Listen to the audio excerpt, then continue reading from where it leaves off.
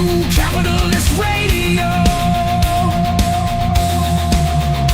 I'm the badass of business and the prognosticator of prognosticators. Give CIA levels of assessments, predicting the future, the future, the future.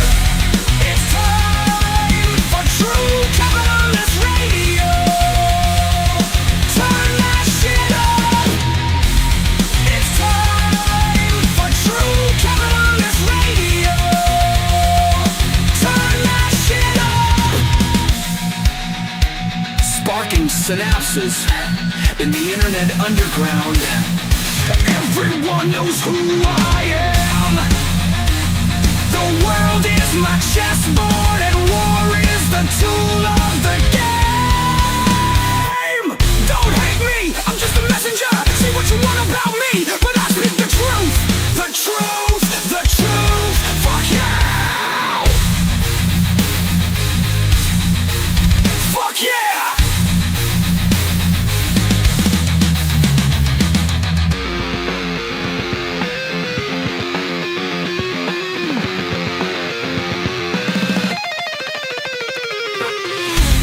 It's time for True Capitalist Radio. Turn that shit up. It's time for True Capitalist Radio. Turn that shit up. Now get ready. True Capitalist Radio starts now. Right now. Fucking punks.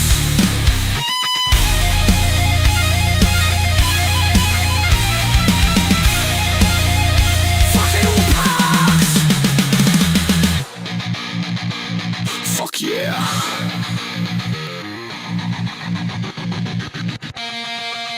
Fuck yeah.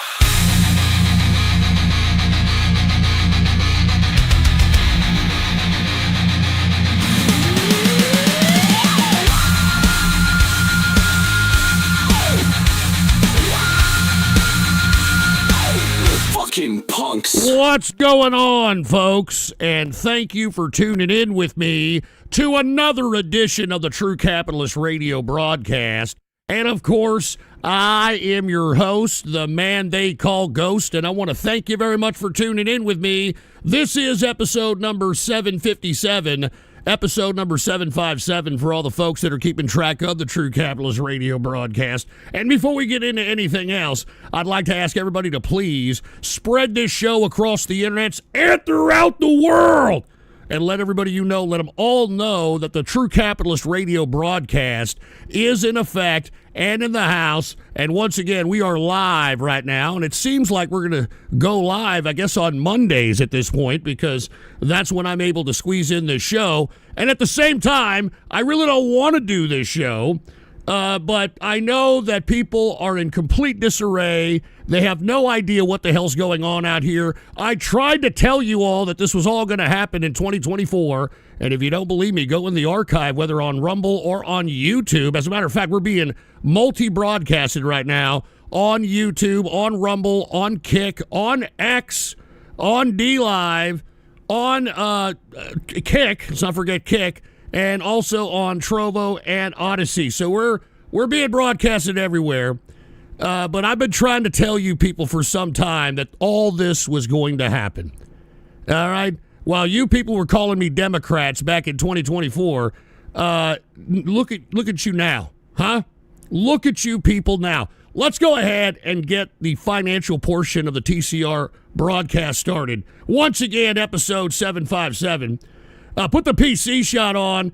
We're seeing things in the red, folks. And I've been trying to tell you for the past couple of shows that I've been doing, let alone for the past year and a half, stay away from this market. And if you're going to be very short term, get in and out of the market. Do not hold a significant portion of your assets in these markets.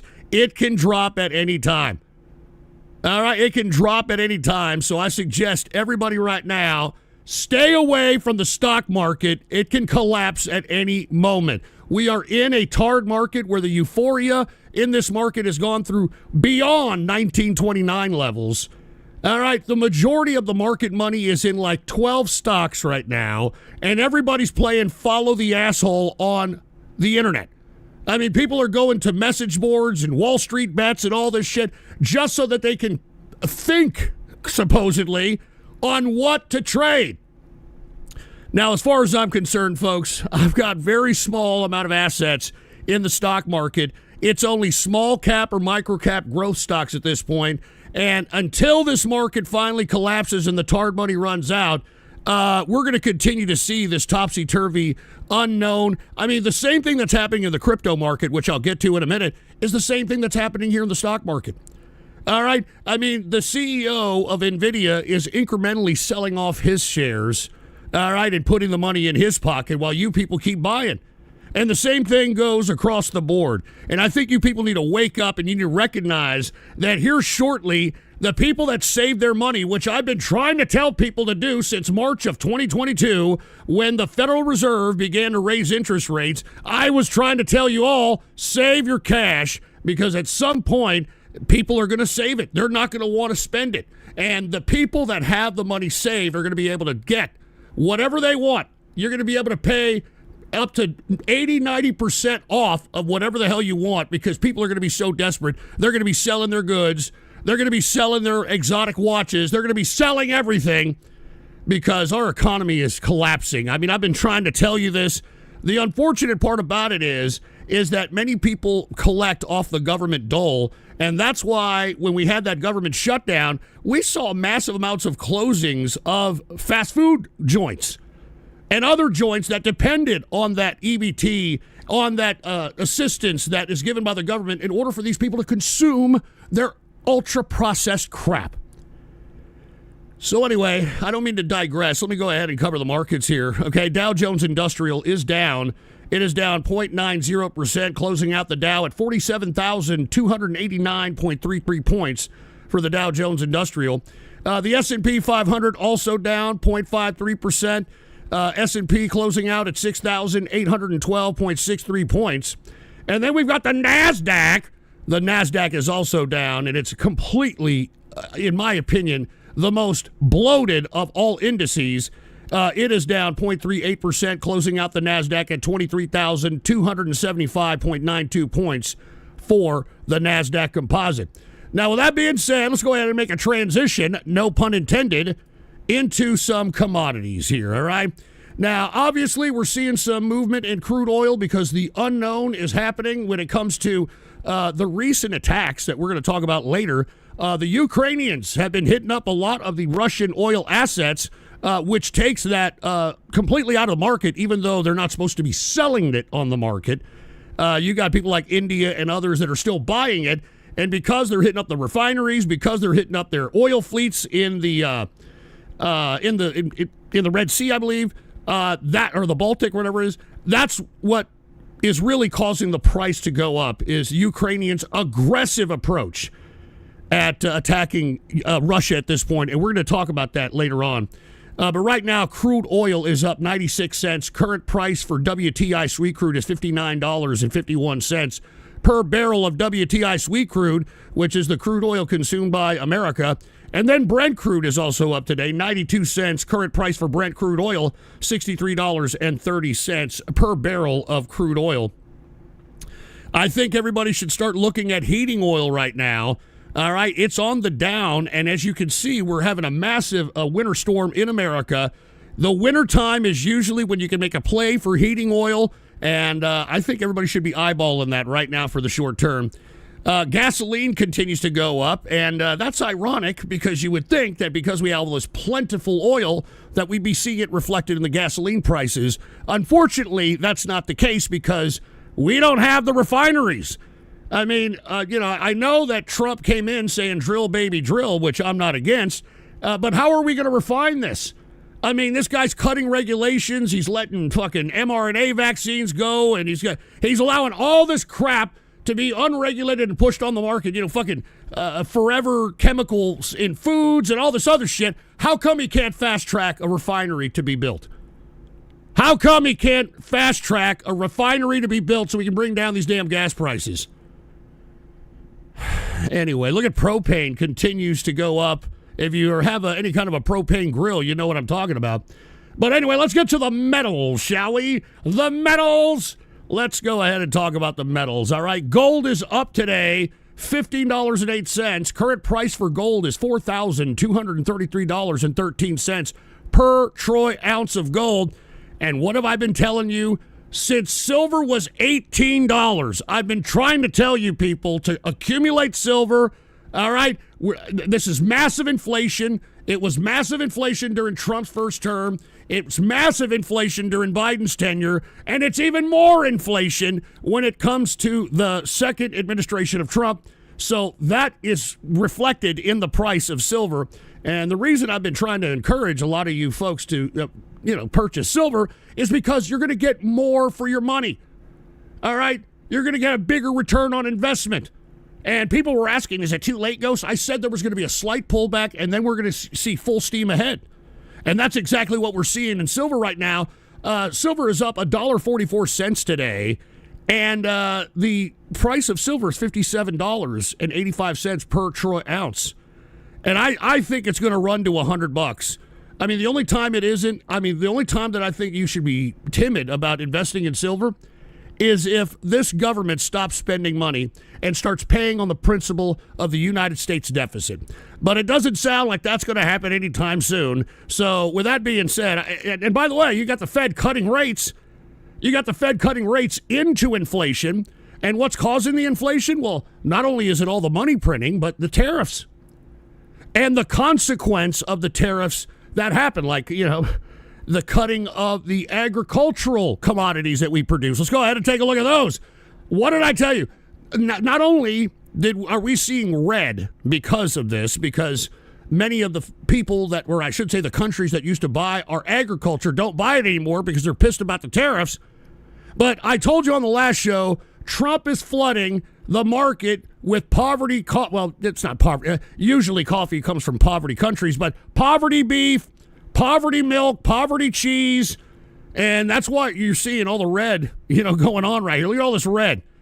It's all going down because that's the solution for Trump to bring down prices. Bring in shit from poverty places in South America and have it consumed for American. It's a disgrace. How is that helping the American farmer? By crashing the prices of the commodities and livestock that they produce. It's disgraceful. And cheers to Valentine Broadcasting, who hooked it up with 5 gifted subs. All right, cheers to you, man. All right, thank you for listening. And Sammy Robs, my weekend was great. All right, so there it is. And hold on, who else donated here? Mark Vaughn's. Yeah, okay, thank you. I'll unban that later, all right?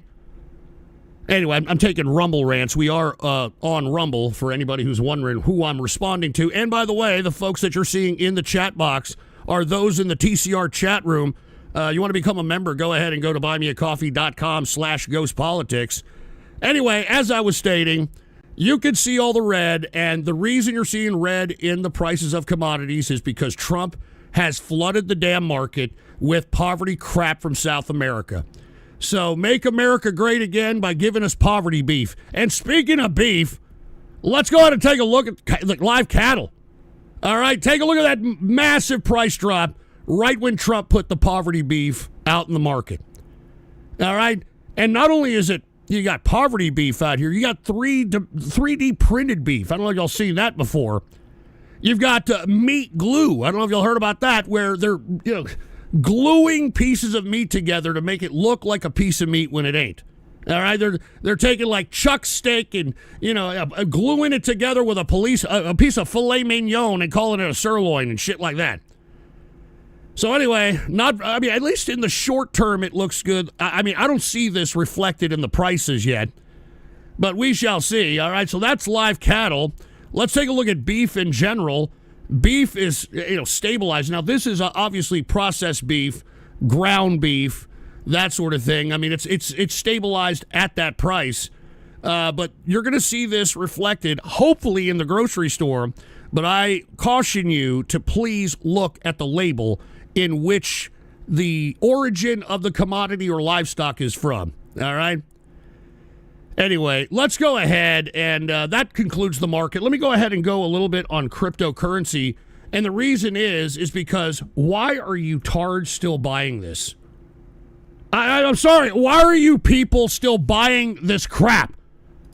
I have been trying to tell you for at least for a couple of years already, that you've got BlackRock and others. I mean, they're the ones that are pumping up this fucking price of Bitcoin, and they're trying to get as maximum of a price as possible in order for them to liquidate on your ass. Now, folks, we saw another dip in Bitcoin. It went down almost $83,000. We now, of course, have some more imbeciles buying into the dip, and all they're doing is giving their money to BlackRock and all these whales that are bailing out. You got fucking Bitcoin wallets that have been dormant since 2010 that are now moving the billions of dollars that they had in that fucking wallet. All right, I'm just simply telling you, I don't know why you people are buying this crap. I don't understand it. All right, let's take a look at Bitcoin. It is at $86,720. But look, what caused the crash? Folks, these goddamn whales, the BlackRocks, and they're all bailing out. They're all selling out. I mean, dude, this was earlier today. Take a look at this. Put the PC shot on. BlackRock just dumped 2,150 Bitcoin, worth over $185 million right before the Powell speech today. All right? And they're not the only one. I mean, it's not just them. Okay? It is not just them. Take a look at this, what happened today in crypto. You had all these institutions, cryptocurrency exchanges, dumping massive amounts of Bitcoin. All right, take a look at all that was dumped. Coinbase dumped 8,375 Bitcoin. BitMEX dumped 7,993 Bitcoin. Bitwise dumped 5,000. And I mean, Binance dumped almost 6,000. I mean, what are you people doing still buying Bitcoin and buying the dip? You people are giving your money away to these people that are pumping up the price. I just don't get it, man. I mean, what are you people buying into? Seriously. I mean, what is your problem? I mean, I don't get it. I mean, how many people have to lose money in cryptocurrency before they recognize that this is a bunch of shit? But then again, I mean, let's go ahead and transition into current events. Then again, you know, we're living in a fucked up shitbag America, all right? And you all know it. You're a part of it, all right? People are idiots. People are ignorant, entitled, arrogant. You know, I mean, they have no sense, all right? They have no intelligence whatsoever. And because, look, I tried to tell you all, you know, I don't mean to be transitioning right away into politics, but I tried to tell you people that all the shit that's happening right now was going to happen. You can go back to the archive if you don't fucking believe me. I tried to scream throughout all of 2024 that all this shit was going to happen. It didn't really take that much of a brain scientist to call this. I mean, all the shit that Trump was attempting to sputter out as policy, I mean, all one could deduce was what I predicted in 2024. Now some of you idiots are starting to recognize this. All right, let me go ahead and take a look at this. Y'all heard about this? Trump's approval rating drops to 36%, a new second-term low. Now y'all are starting to recognize it. Wait a minute. Trump has gone back on every fucking thing that he said. He said he was going to deport illegals. He's bringing in Chinese. He's bringing in Indians. He told ICE to stop raiding the farms. I mean, what the hell is going on here? 36%. Yeah, that's what's happening. All right, that's what's happening, for Christ's sake. And you want to know why? Go to the grocery store. That's why. Go to the grocery store. You want to take a look at the prices of everything? That's why people are upset. This guy ran on the fact that he was going to lower prices, and things have gone up double digits. Some cases, triple digits in percentage. But guess what? What's the alternative, right? What's the alternative to Trump if Trump's approval rating is at 36%? Well, guess what? you young idiots, once again, you're the reason why we're in this position. You people don't know shit, but you think you know everything. All right? You are as smart as an ignorant piece of shit, many of you young people. And look, you think you know it all. You thought you knew it all during Trump, and now what are you doing? You're sitting there with your prick in your hand, wondering if you're going to be able to get fed in the next 4 years. Huh? So what do you dumb young people do? What do you do? I'm going to be socialist. I want socialism. Look at this shit. Rasmussen poll, 51% of young voters back Democratic Socialist for 2028. So this right here is a direct consequence of the mindless morons that voted for Trump, even though everything that's happening now was easily predictable for anybody who understands politics and economics. So this is the alternative here. This is what you young people are doing. Hey, all of you people that are like, yes, what do you think Trump's doing now, you morons? Trump is implementing socialism. I mean, the price fixing is socialism. All right, allowing foreign livestock and allowing foreign agriculture to be put into American markets to lower prices is fucking socialism, you morons. So as I stated on the last show, okay, we've got socialism, communism dominating the American politic because no one on either side is explaining anything American anymore. I mean, is this even America anymore, for Christ's sake? The Constitution has been flushed down the toilet thanks to this administration and previous administrations.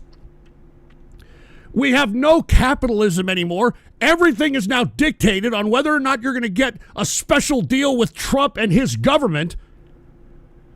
I mean, this is what socialism is, you fucking morons. All right? You're living in it. Half of you, more than half of you idiots in America collect a government entitlement, for fuck's sake. All right? So give me a break. Jesus Christ. And by the way, we're going to talk a little bit about socialism in a little bit.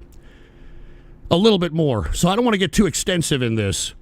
And Ugly Man said, I just paid $9 for a ham and cheese sandwich today. Hey, MAGA, all right? And that, hopefully, that fucking meat that you got in that sandwich came from America, not fucking, I don't know, fucking Ecuador or some shit.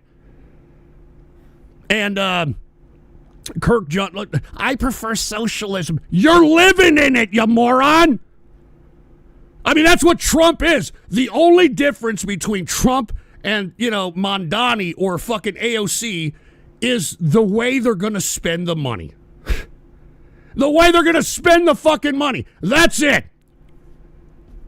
You people are idiots, man. I'm telling you, I'm glad I'm old. So when you people are suffering because you think you know it all, well, I hope you remember me, all right? When you're suffering, I hope you remember old Ghost and I told you, fucking moron, so. And let me tell you something. Trump, and let's go ahead and talk about Trump at this point in time. I mean, he has created the situation, in my personal opinion, for this tragedy that happened in D.C., where 2 National Guard members were shot. All right? Y'all heard about this? 2 National Guard members were shot. And let me tell you something. I don't like this story. It just seems fishy to me. Every time I hear about some national tragedy like this, the person that commits the tragedy is either affiliated with the military, affiliated with an alphabet agency, and every time I hear that, I'm like, God. Are we supposed to believe this?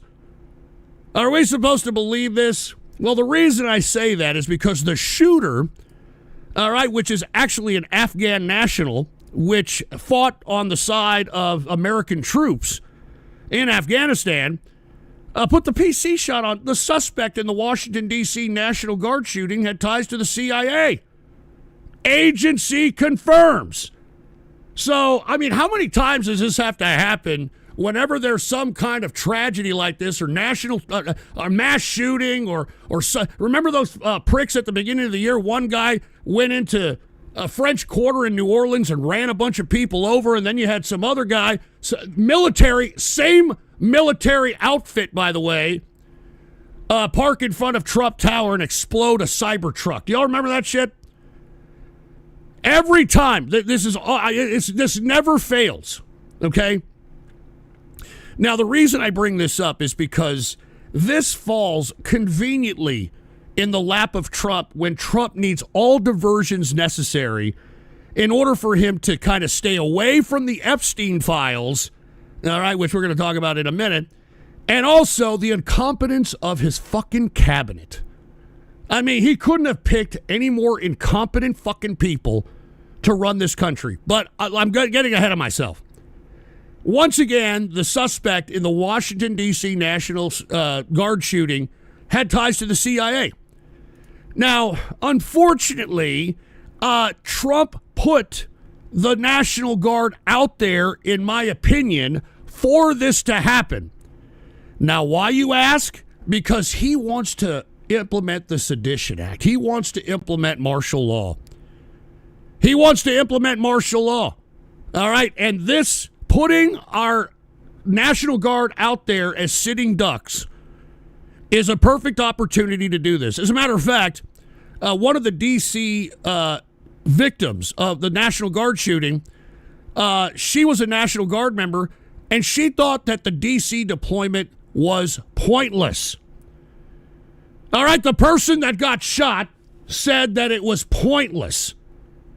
And all it is just leaving people out there, all right, to have this type of violence implemented just so that the government can say, see, we got to throw ground forces in every city.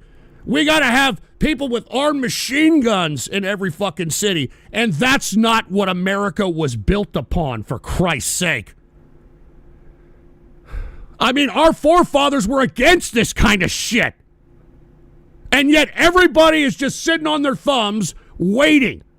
All right? I don't know what the fuck you're doing. And cheers to Moose 10321, man. Thank you for the Rumble rant. Cheers to you, man. But anyway, once again, I mean, this is the precursor of Trump using the Sedition Act in order to implement martial law. And believe me, he's been talking about it. He's been wanting to do it. All right, they've been wanting to do it.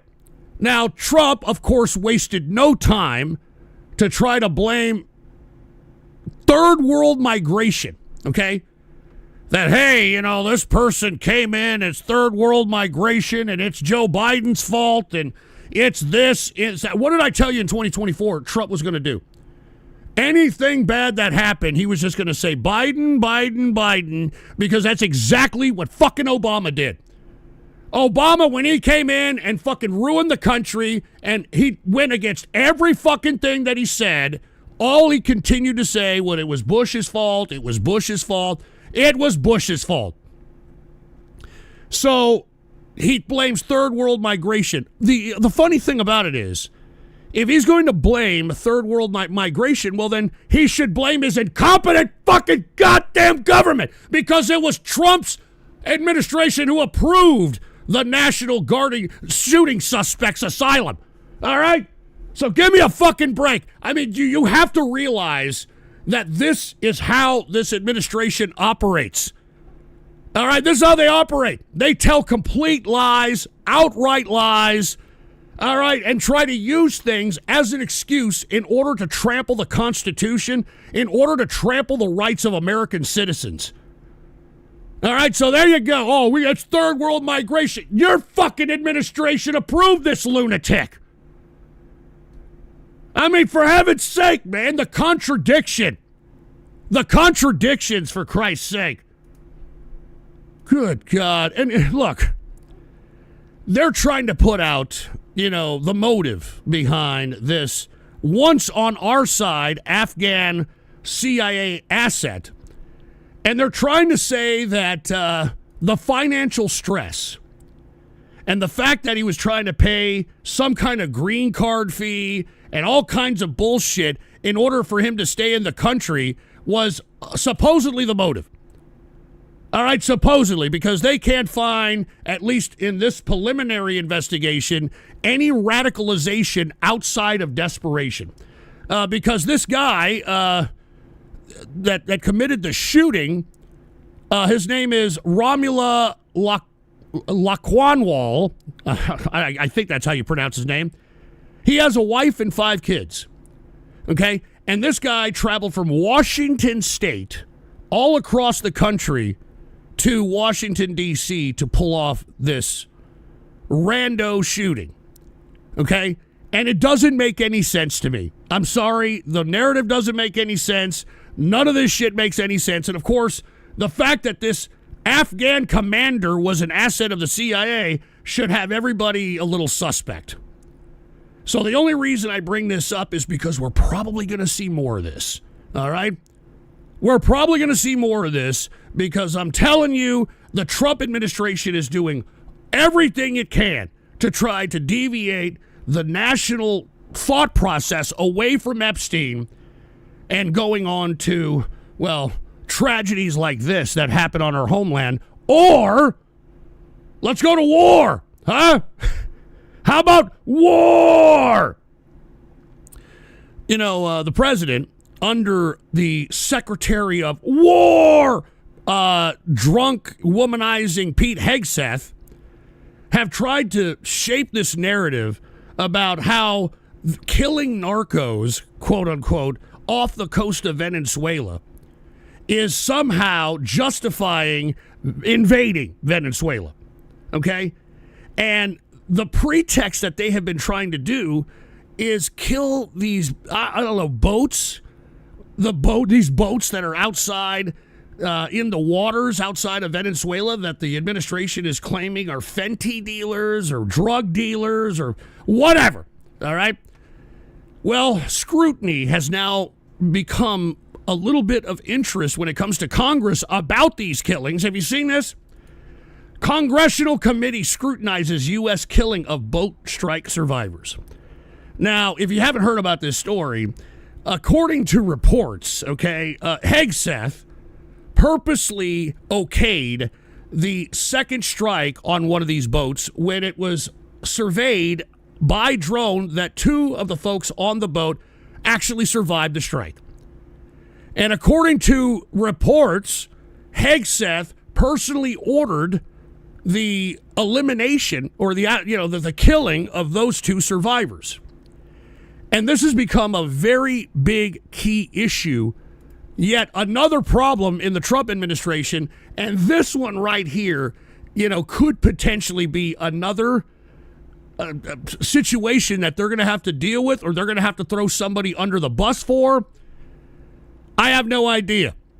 But if you look at Trump's response to the report that Hegseth personally, ordered the hit or the second hit, Trump didn't look as brazen. He didn't look at his cocky self. He knows that he's covering up a fuck up by this incompetent moron that he put in as Secretary of Defense or the fucking Department of War or whatever the fuck it's called now. And I want you to take a look at this. He was asked this on Air Force One last night, and he looked a little fearful. I mean, you don't get to see fear in Trump's eyes. He's actually a very stress-resilient psychopath. But you could tell that he is withholding something, he knows something, and he understands that this, on top of Epstein, on top of everything else that this incompetent administration is doing, is going to pile up and potentially jeopardize this entire administration. Now, take a look at this. This is Trump answer the question about the fish boat or drug boat or narco boat, whatever you want to refer to it, the strikes that have been happening, which have been a pretext for an invasion of Venezuela. All right, here he is. Play it. For clarity, if there on the Venezuela boat strike, if there were a second strike that killed people, and then in the first strike, are you thinking that would be legal?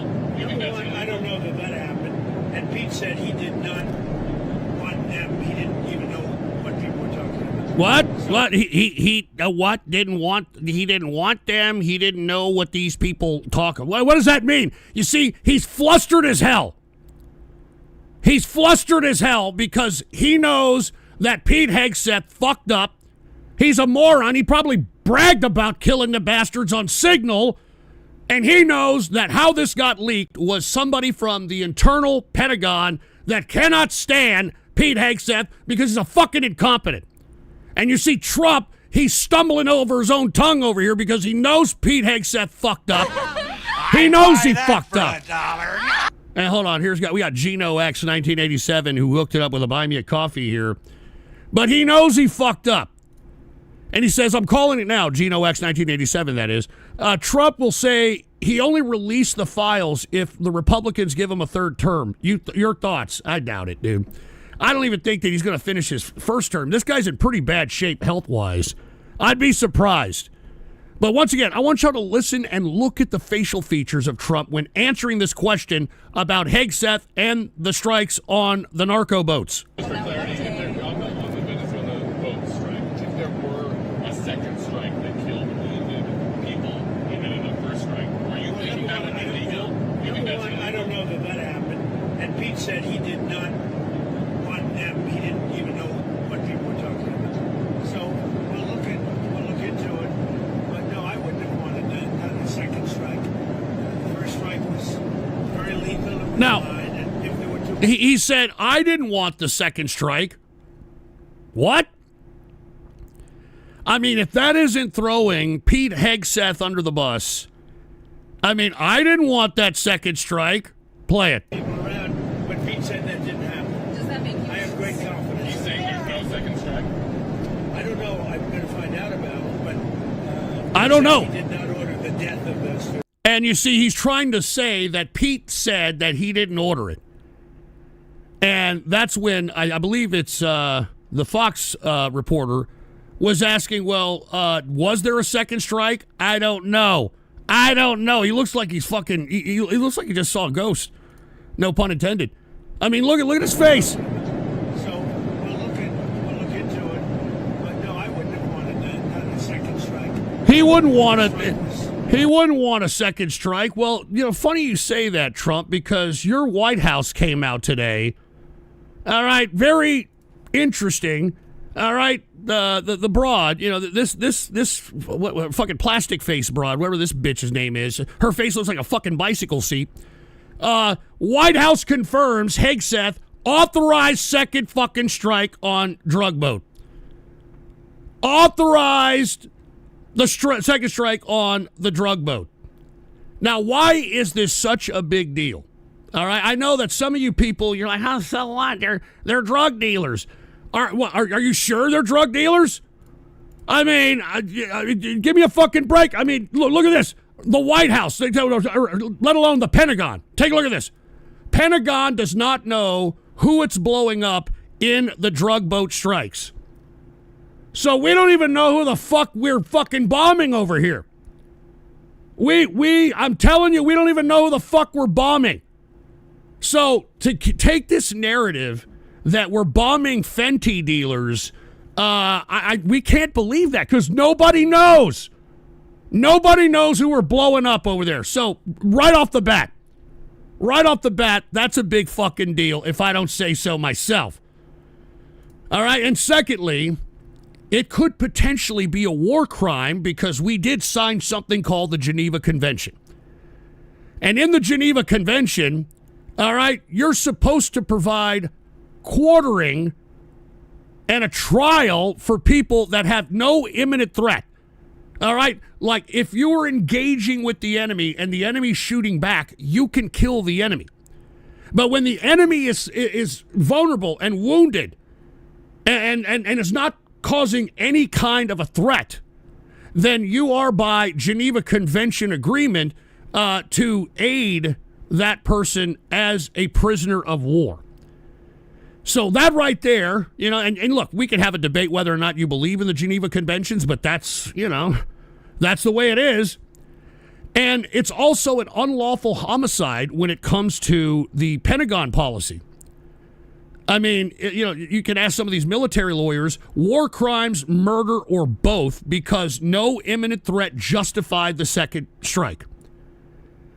So those are two angles in which, this is, kind of going against. It's going against the Geneva Convention, and it's going against the military lawyers who understand Pentagon law All right, which suggests that the second strike on folks that were hanging on to debris from the boat were no imminent threat. So if they're killed, it is a war crime, murder, or both. Now, there's potential prosecution for this, and that's what the senators are talking about. All right, that's why the senators are coming out and saying, hey, what the fuck is this? I mean, many of the senators are suggesting this rises to the level of war crime if true. All right, and there's no declaration of war. Okay, there's absolutely no declaration of war. So if it's not in wartime, it's a domestic murder. And Hegseth should be held accountable, or whoever ordered the fucking hit or the second strike. Now, look, once again, we don't know what to believe when it comes to this White House. Okay? Because this bicycle seat face bitch came out and said, yes, Hegseth authorized the second strike.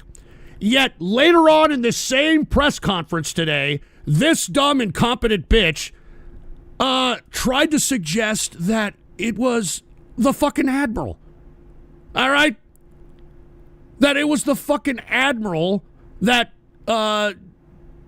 actually made the kill call. Frank Bradley. Admiral Frank Bradley. Put the PC shot on. Look at this. White House says admiral directed second strike that killed alleged drug boat survivors in self-defense. Now, you see, this is done on purpose so that, their talking heads in the MAGA chattering class will use this excuse that it was the admiral that took it upon himself. And then you've got folks like myself who really want to get down to the constitutionality of this strike.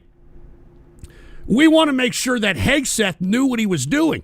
All right, because Hegseth, being the Secretary of Defense, should have known about all this shit.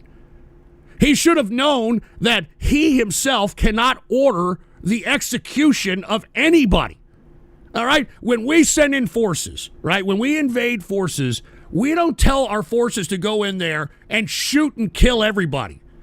All right? We only go in there and shoot and kill forces that are an imminent threat to us or that are engaging in combat with us. And once you're engaged in combat, then it's warfare. People get killed. People die, but that's not the case. That's not the case in this point. At this point, so in my opinion, this is a very interesting situation that the Trump administration is finding itself in. And let me tell you, there's Republicans and Democrats are calling for an investigation. Take a look at this. Lawmakers suggest follow-up boat strike could be a war crime. Top Republicans have joined Democrats in demanding answers about the escalating military campaign the Trump administration says is aimed at targeting drug traffickers. So once again, I mean, this is a big pickle that is now dividing the Republican Party, which I don't think Trump can afford at this point in time.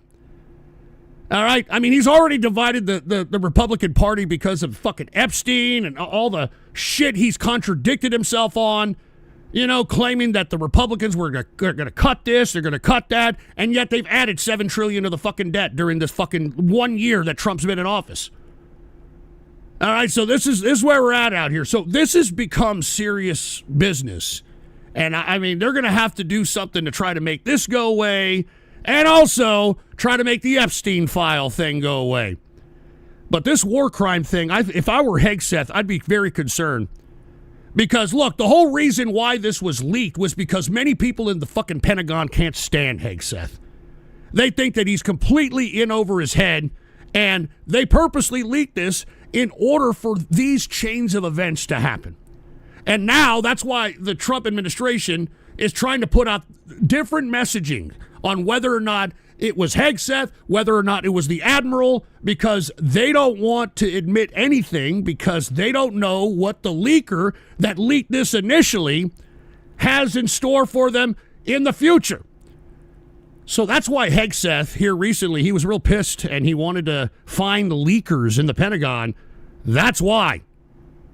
Because he doesn't want to be called out for a war crime. And look, even if we don't prosecute him in this country, I mean, why don't we just throw him to the world court?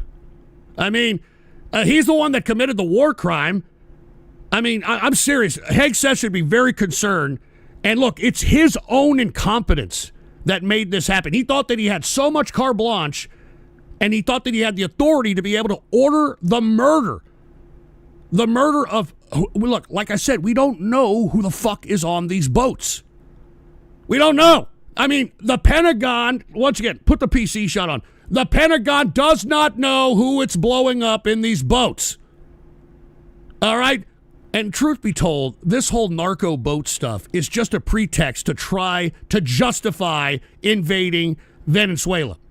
Now, unfortunately, at least during the Bush administration, when Bush had everybody's okay to go into Afghanistan, and then he pivoted in the middle of that Afghanistan operation into wanting to invade Iraq. Now, how was Bush Jr. able to get away with that? Well, Bush Jr. went to the United Nations Security Council. And I don't know if y'all remember, Colin Powell made the argument in front of the Security Council about the yellow cake and all that crap. So the Security Council voted, and they all voted okay for America to go in and invade Iraq. So at least there's some kind of optical justification by the world that allowed Bush to go into Iraq. We don't have dick. All right, we don't have the Congress that's down with this shit. We don't have the international community that's down with this shit. We don't even have most of the American people that are down with invading Venezuela. And let me tell you something. That's why Trump is pushing fast. He's trying to throw everything at the American people in order for people to just forget about the bad shit. You know, forget about the Epstein files. Forget about the incompetence. Forget about the fact that I contradicted every single thing that I advocated in 2024. And look, Trump seems very zealous, no pun intended, on wanting to invade Venezuela. Take a look at this. Trump reportedly gave Nicolas Maduro, the leader of Venezuela, an ultimatum to relinquish power. Now, obviously, he ain't going to do that. All right? Obviously, he ain't going to do that. So, what's the next step? And Marshall Bernsey with a Rumble Ram. How's life, Ghost? Wishing you well. Thank you, man. Cheers to you. And Cocktroop, much like the USS Liberty. Yeah, okay, great. All right, thanks for bringing that up, all right? But as I was stating, folks, all right, this is where we're headed. And remember, many of you people voted for Trump because you thought that he was the peacetime president. You thought that, you know, he wasn't going to cause any wars. I mean, many of you people were accusing me of being a neocon because I appreciated the aggressive foreign policy of the previous administration. And now look at us. We look like dicks. We look like shit. So this is a reason why. And look, doing this, like invading Venezuela, not only does it take the American public's attention away from Epstein and the incompetence, but it's going to give Trump or I should say the United States access to the third largest oil deposit in the world, which is Venezuela. Now, why would Trump want the oil? Because, folks, his economic policy of tariffs has been a complete and utter failure. Now, someone, I'm sure it's Besant or somebody, is telling him, well, look, Mr. President, if we go and obtain the oil assets of those in Venezuela, we could make gasoline so cheap in America that it could be $1.25 a gallon again. And you see, if we can make gasoline $1.25 a gallon or $1.10 a gallon, it'll offset the cost of all the inflation because of your piece of shit tariffs. And it'll offset each other. Literally, that's what he's thinking. All right, so there's a lot of motives behind the Venezuelan invasion. I'm not against it, but I don't like how we don't have a contingency plan whatsoever. Are we going to nation build this son of a bitch? Are we going to take the land and what? Are we going to move American citizens over there? I mean, are we going to take the oil? Who's going to be in control of the oil? Who is going to be in control of the money from the oil? There's a lot of things that have not been asked if we're going to be doing this shit. All right, so this is why I think you people need to recognize that we are going to go into Venezuela, and it's probably not going to be legal because, lest we forget, you need an approval of Congress in order to, invade somebody. That's why Trump continues to harp on this stupid narco bullshit.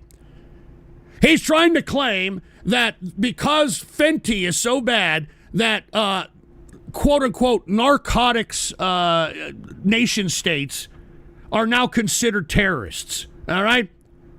I'm not joking around. Drug dealer cartels are now considered terrorists, like the equivalent of Al-Qaeda. Like, I'm like the equivalent of Al-Qaeda. So that's why he's justifying it. That's why he has Hegseth blowing up, I don't know, fucking somebody out there in the Caribbean. We don't know who the fuck they are. But you know what's ironic?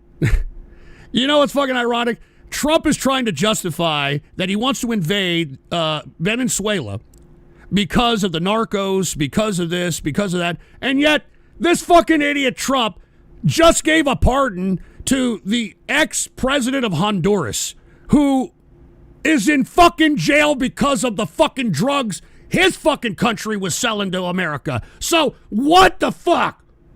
Huh? What sense does this shit fucking make? Good God! Are you people this stupid? This is why I have lost all faith in the American people. American exceptionalism is completely gone. All right? This fucking guy, Trump, is trying to tell you that he is going and bombing narcos and he's going to invade Venezuela because Venezuela, it's news to me that they were big-time narcos. If anything, they have kept their fucking country afloat because of their oil sales. But we're supposedly going to invade Venezuela because of this, and yet fucking Trump gives a pardon to the ex-president of Honduras who fucking sold drugs to the United States, and that's why he went to fucking jail. Oh, God, dude. You people make me sick. I'm serious, man. You fucking American people make me want to puke. That you're so fucking stupid. I can't believe this shit. All right? And look, all of you people that voted, oh, yeah, you know what? Trump's going to be a peacemaker. He's going to end neoconservatism. He's going to end foreign wars. Trump's threats bring war with Venezuela closer as contradictions and legal fears mount. He doesn't care. All right? The thing about Trump, he's 79 years old. All right? Anybody who's going to be held accountable for any of this illegal shit is certainly not going to be him. All right? Much like Joe Paterno, the coach for Penn State, when the Jerry Sandusky pedophile scandal started touching him, guess what? Paterno transferred all of his assets into his wife and his daughter's fucking name, and he checked out of this life. All right? So that's why Trump doesn't give a flying fuck what he does. He doesn't care about the Constitution, doesn't care about the American people. He doesn't give a shit. All right? He doesn't give a flying fuck. All right, so this is what we're dealing with here. And look, people with sound mind, people who have a vested interest in this country are starting to understand that, look, I don't really want to do what Trump's doing here. By the way, this was a clip of Jamie Dimon. Jamie Dimon is the CEO of J.P. Morgan, one of the most, if not the most powerful man on Wall Street. And he was asked by a reporter, why aren't you, putting in on Trump's new ballroom? And I want you to hear what he has to say, because this should be a warning to all you magatards, because one day you people are going to be prosecuted for trampling on the Constitution, for doing all this open corruption. Listen to what Jamie Dimon said about him potentially funding the Trump ballroom. Listen to him. So you're renovating and building this new office space in Detroit, much smaller scale than what's happening in Washington, right, where the East Wing has been demolished for what's going to be a very, very large ballroom that the president is building. Now, a lot of CEOs have rushed to donate to this, right? And it matters to him, right? So he looks at the list. On that list, you got Amazon, Coinbase, Google, you got a whole lot of others. Comcast, tons of companies on there. I didn't see J.P. Morgan Chase on that list. Did you think about it? Is there any chance you're going to do it? You have to look at JP. We have an issue, okay, which is anything we do, since we do a lot of contracts with governments here and around the world, we have to be very careful how anything's perceived, and also how the next DOJ is going to deal with it. So we're quite conscious of the risk we bear by doing anything that looks like, buying favors or anything like that. Did you hear that? Jamie Dimon isn't fucking stupid. All right, he's worried about what the next DOJ, how it's going to interpret this open corruption. All right, this is Jamie fucking Dimon. This guy is the most powerful man on Wall Street, and he ain't touching Trump because he knows that the next administration is going to prosecute all these assholes, and he wants to stay rich. He nothing to do with this shit. All right. We have an issue, okay, which is anything we do, since we do a lot of contracts with governments here and around the world, we have to be very careful how anything's perceived, and also how the next DOJ is going to deal with it. So we're quite conscious of the risk we bear by doing anything that looks like, buying favors or anything like that. So, do we do things like that? And but we also have policies where we don't do certain things, right? Because it just makes it easier for us. We have helped the inaugurations. That was a normal thing that a lot of companies did. Right. So we'll see. But the concern of buying favors. I want to. Yeah, the concern of buying favors. And believe me, I believe that whoever is going to be the next DOJ, whoever's going to be the next president, if they don't run on trying to get to the bottom of the corruption of this administration, they're doing themselves a disservice. All right? Now, once again, I've talked about a lot, all right? I've talked about, Trump, the National Guard shooting, the fucking potential war in Venezuela, the narco boats, the potential war crime of Hegseth. Why is all this happening? Why are they shoving all this down my goddamn throat? Or our throat? Well, you know it. I've already said it today. Put the PC shot on. As Epstein files release looms, questions abound on what happens next. Possibilities are endless. People implicated in the late sex offender's crimes could face criminal charges or at least social ostracism. Look, folks, I think that folks need to be criminally prosecuted. Now, I'm not a big fan of Whistling Diesel, the YouTuber, but Whistling Diesel was recently taken to jail because supposedly he didn't pay money, state tax money, by the way. It wasn't the fucking IRS. State tax money on a fucking Ferrari that he blew up on his YouTube channel. Okay? They came in on his property and arrested him for some dumb shit like that, and yet everybody on this fucking list, especially those that were really close to Epstein, are going to get off scot-free? I mean, give me a fucking break. Where's the justice? Where's Lady Justice in her blindfold with the fucking pendulum and shit? Where is it? All right, this is why Trump is trying to throw everything at the American people. He's overwhelming the American people with shit so that they can forget about this. So they can forget about it because, let me tell you something, Trump, and I will tell you this until the cows come home, he wasn't just a friend of Epstein. I think that he aided Epstein getting girls. That's why Guffrey or Giuffre or whatever her name was, the Epstein victim that, quote, committed suicide, even though she said over and over again that she wasn't going to be committed suicide. She was found at Mar-a-Lago when she was 15 years old, quote, working at the spa. Who hires a 15-year-old to work at a spa, an adult spa at a private club? So once again, where's my proof? Well, if the Epstein files come out, all right, I mean, the fact that he even hung around Epstein, where's your proof? So what? He likes to hang around pedophiles. That doesn't mean anything. Oh, yeah? What about one of his boys that he got most of his fucking political thought from? I'm talking about Steve Bannon. Steve Bannon was Epstein's comeback consultant. Where's the uproar? Huh? The MAGA architect is escaping this fucking blatant, this blatant fucking friendship with Epstein. The whole reason why Bannon has I don't know how many thousands of hours of interviews with Epstein was because he hired him and he hired the Newsweek editor Mike Wolff in order to revamp his public relations, his image. Okay? And Bannon actually befriended this moron. That's why we have evidence with the emails that have been released thus far that he was in contact with Epstein in 17, 18. I'm talking about Trump. I mean, it alludes in those goddamn emails that he was even visited by Trump. So give me a break, all right? I mean, you people that are still holding water for this, I hope nobody fucking trusts you with their children. You know that? Anybody who's still trying to hold water for fucking Epstein and Trump, I hope you don't have children, and I hope nobody trusts you with their children. Anybody should be looked at as suspect if they are trying to defend this crap. All right?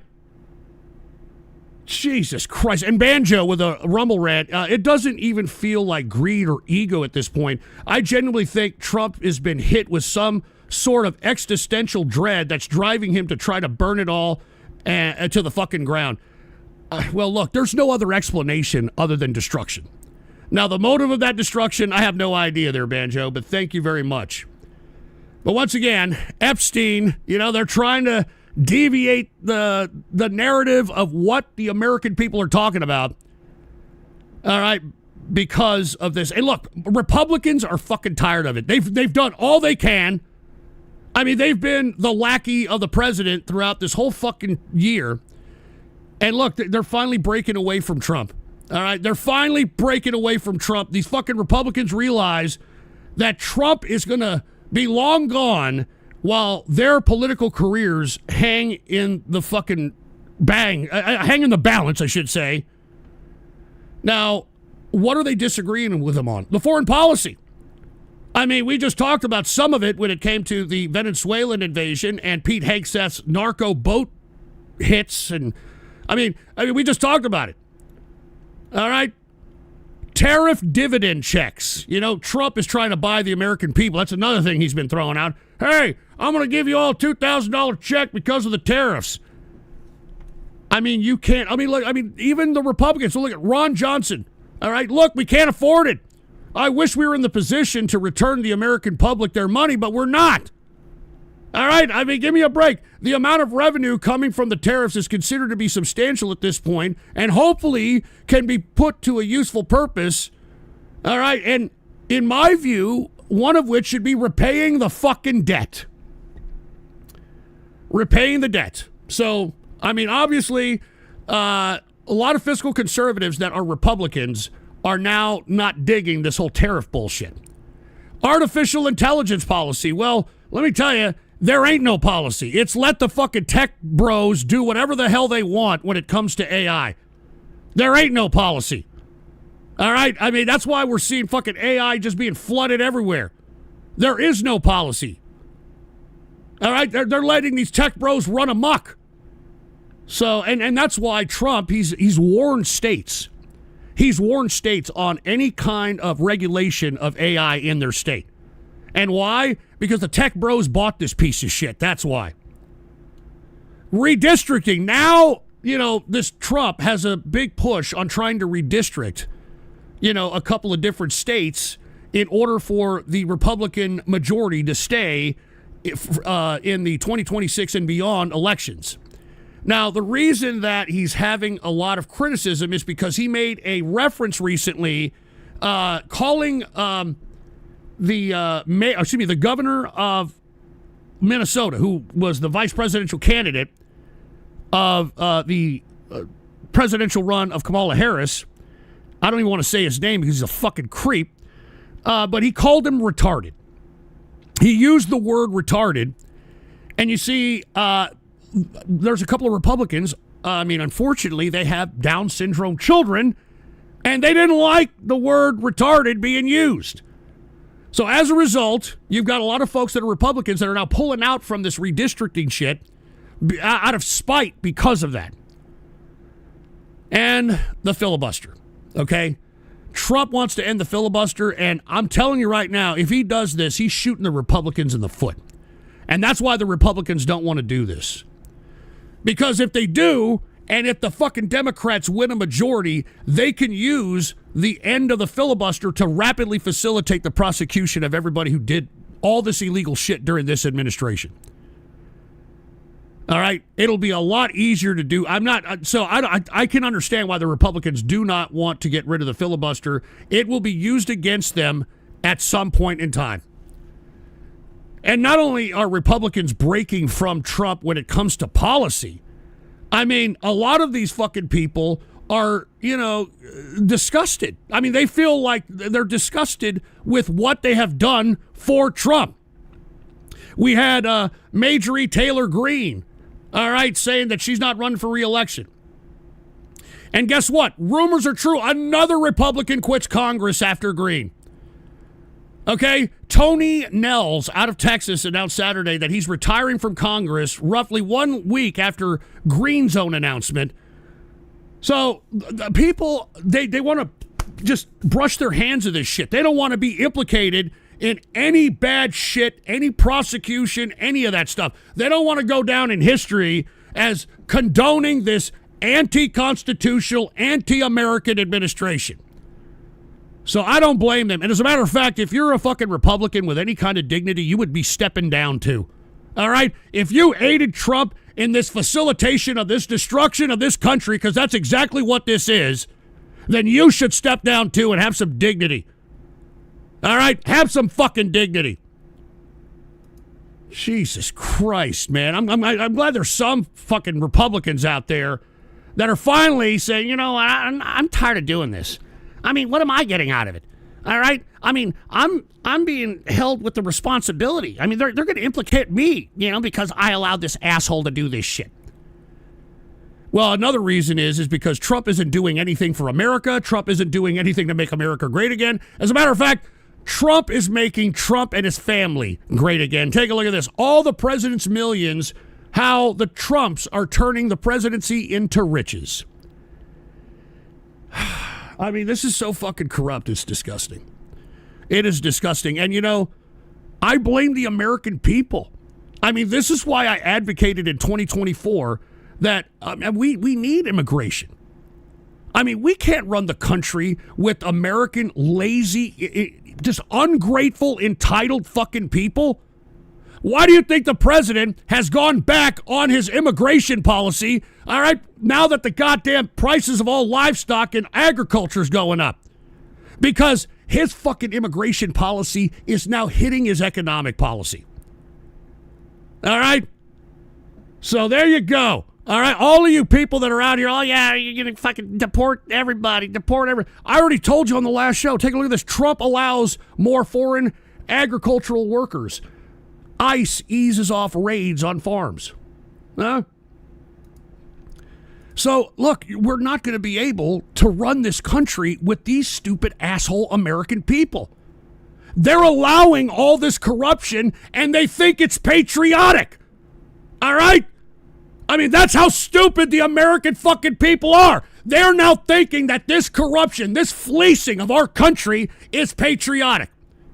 And moreover, the incompetence of the administration. I mean, aside from it being corrupt, aside from it potentially being criminal, they are just fucking incompetent, and they don't give a shit. I mean, ever heard about, how about the FBI, Kash Patel? Huh? Take a look at this. Damon report labels FBI rudderless ship under Kash Patel. With him and Dan Bongino are more concerned with building their own personal resumes. Okay? So, I mean, this is what the fucking FBI, the morale is horrible. All right? The morale is absolutely horrible because Kash Patel is not doing anything. You know what they're claiming he's doing? He's more worried about public relations, and he's not actually dealing with the day-to-day operations that the agency actually deals with. All right, take a look at this. I'm not even joking. He's not even participating in the daily activities. The mood is miserable inside Kash Patel's chaotic FBI. From loyalty tests to rumors of Trump replacing the bureau director, line agents feel a target on their backs. So there you go, all right? We got somebody who, I personally, I don't even think he should have been FBI head. Who is this dude? All right? I mean, he should have had a loyalty test on whether or not he's loyal to America. I mean, to be honest with you, I'm sorry. I mean, this guy is using SWAT teams, FBI SWAT teams to guard his fucking chick. All right? I wonder how much that's costing the taxpayer money. He's fucking using the FBI jet to go to and from UFC fights with his girlfriend. Huh? I mean, this is fucking open corruption. open fucking corruption, and yet the ungrateful, arrogant, ignorant American people are just sitting on their thumbs, not doing a goddamn thing about it. As a matter of fact, many of you think this is patriotic. That's how fucking stupid you are. That's how fucking dumb you are. All right? Makes me fucking sick. All right? That's what it makes me fucking sick. That this is the country. These are the people that this great country produced. That's why, and you can fucking hate me all you want to. I don't give a shit. The only way we're going to save this country is if we replace the ungrateful fucking people that don't care about this country enough to fucking preserve the integrity of it. All right? And you can quote me on that. All right? There's no other solution. You think these morons are going to learn? You think these morons are going to get some kind of awakening on how that a government made for the people and by the people requires the people to participate, for fuck's sake? Makes me fucking sick, man. All right? It makes me fucking sick. And yet you people are like, yay, spaghetti, yay. Jesus Christ. Let's talk about foreign policy. Let's talk about... No, it's not white replacement, you idiot. All right? Dude, it's American people. All right?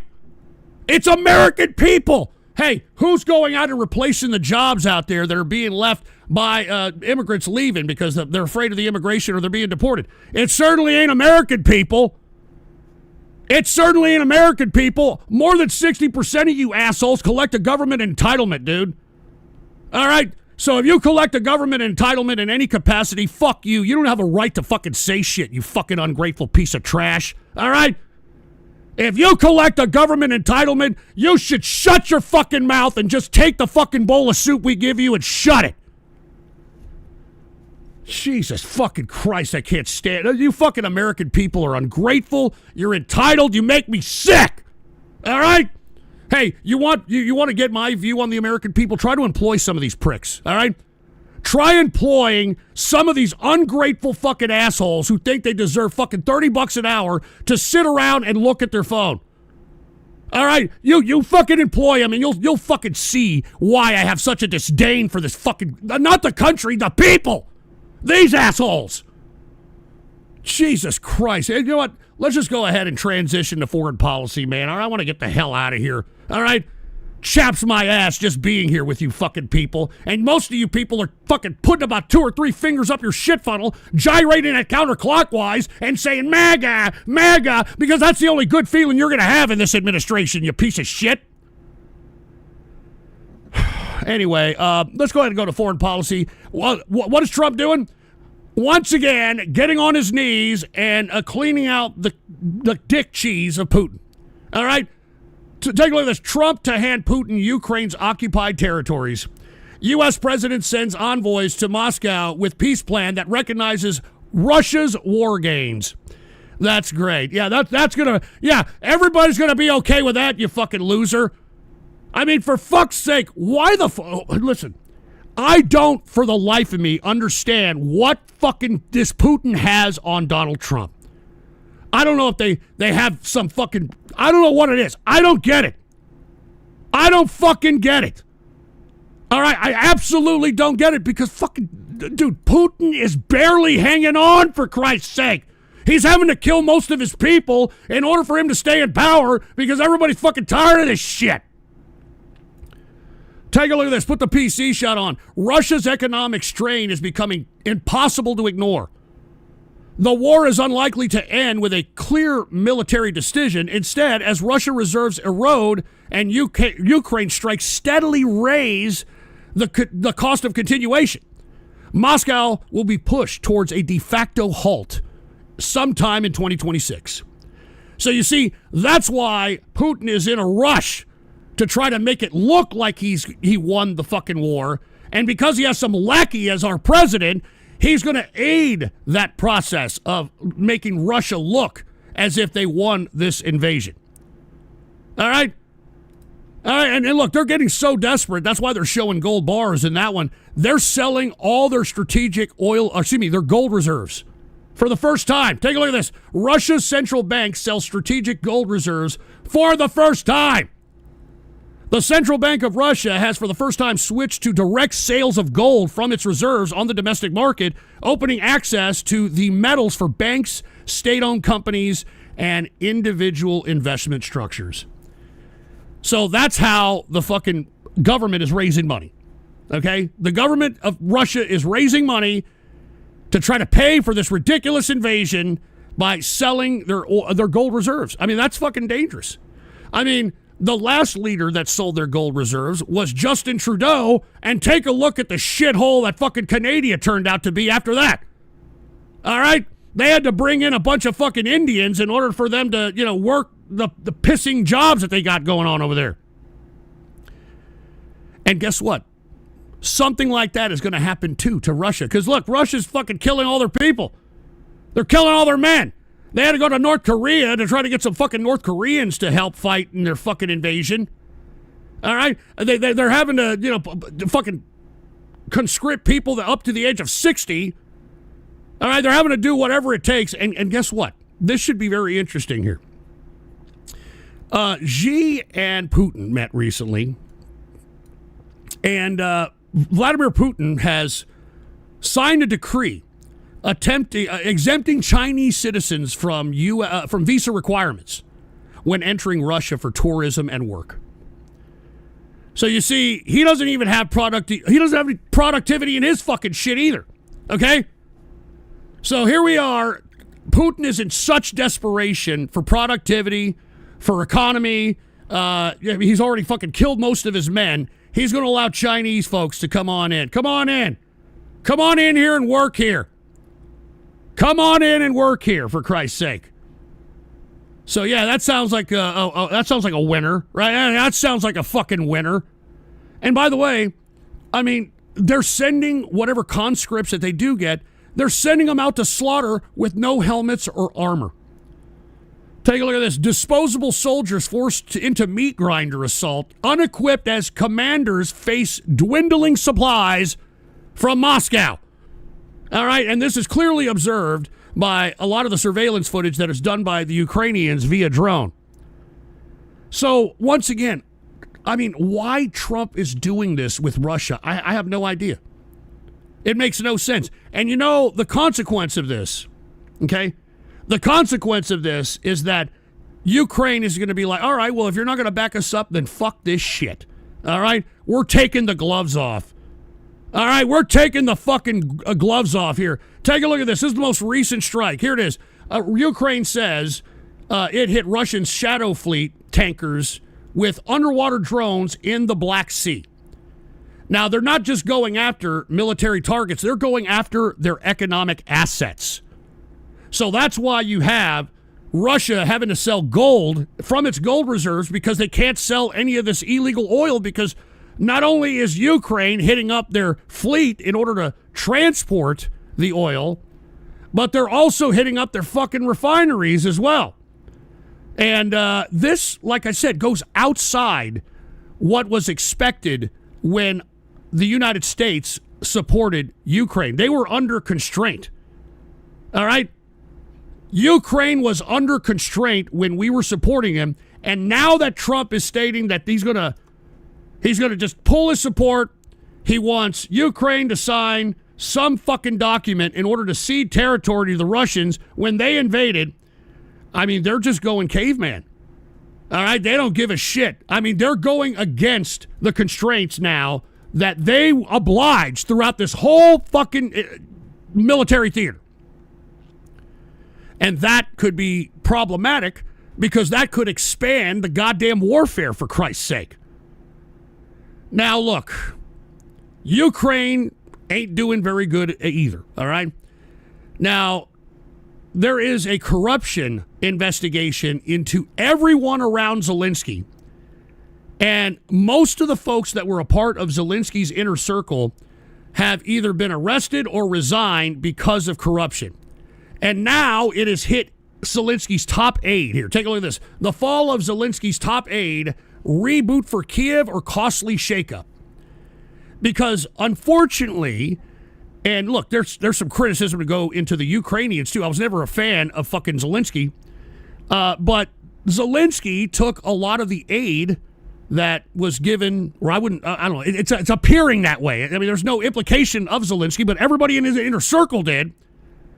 Everybody in his inner circle did. They took the money that was given to them by the United States and Europe, and they would, get kickbacks to government contracts, drone manufacturers, and they enriched themselves in order to hand out these contracts. Now, Trump's doing the same damn thing, so I don't know.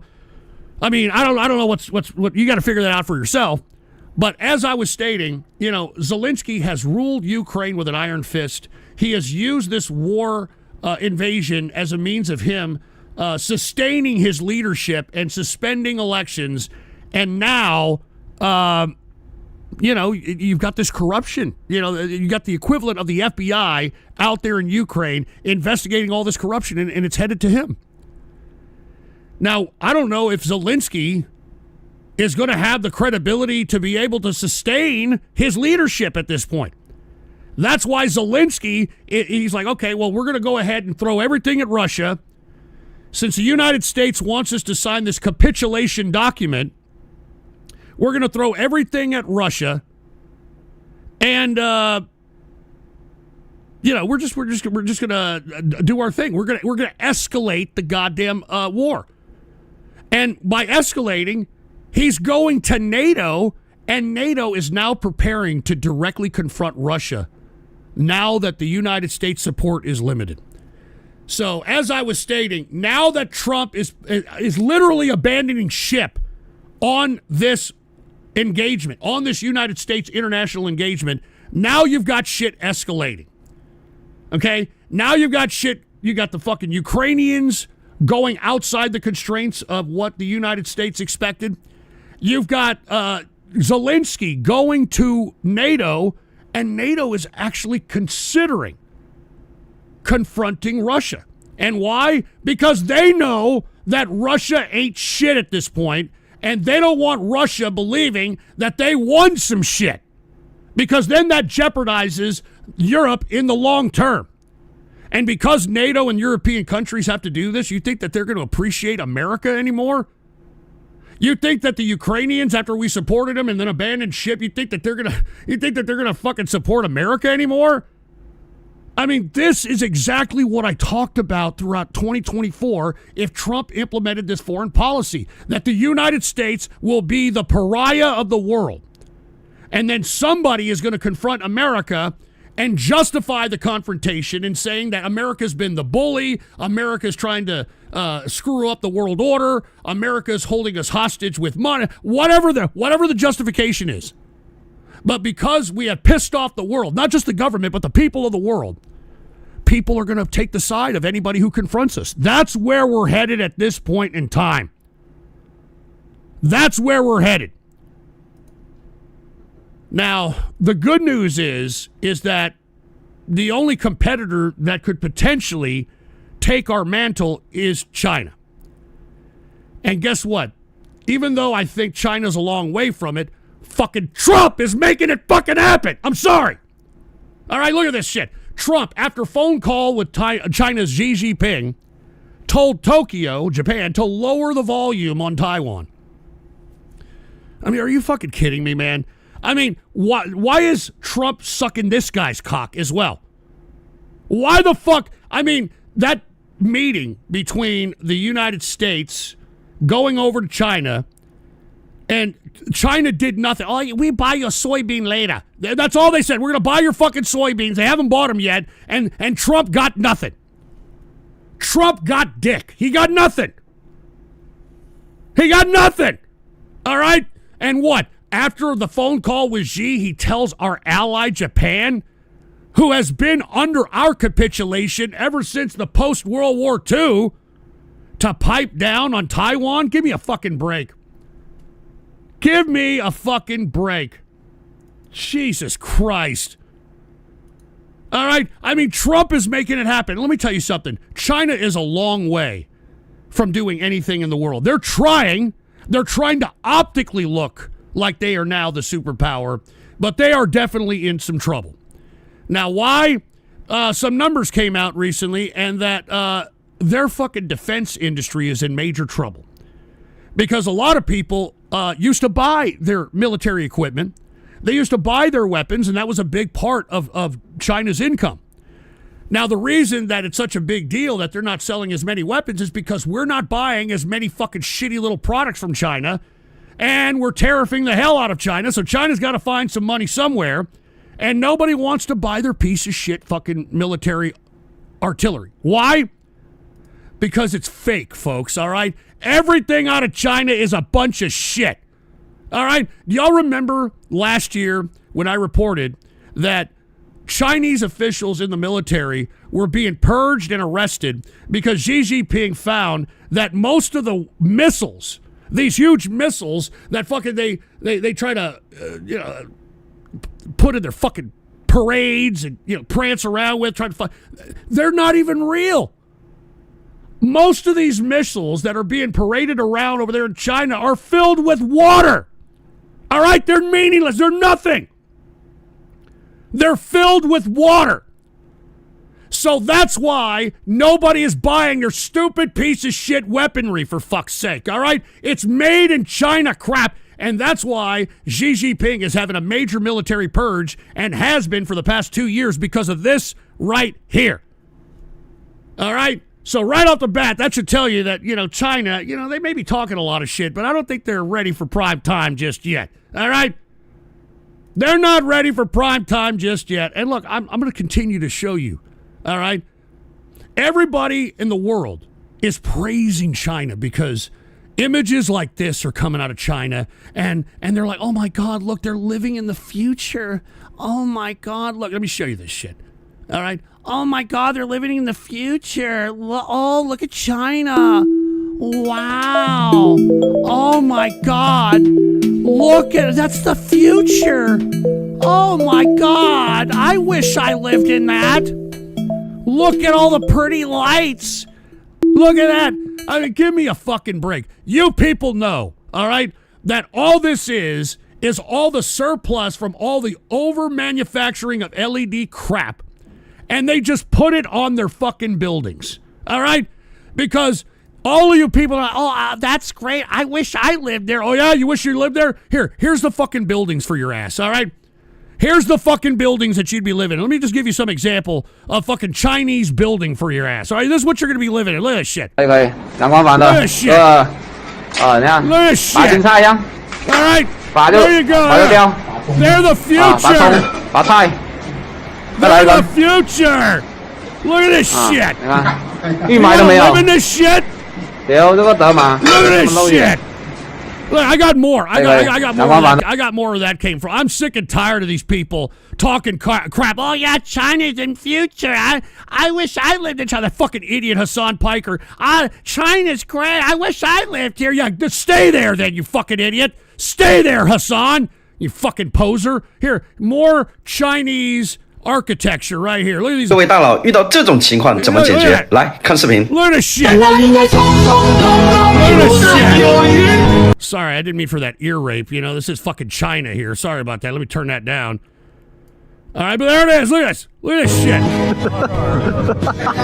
Look at this shit. Even the guy hanging, looking at this, is laughing.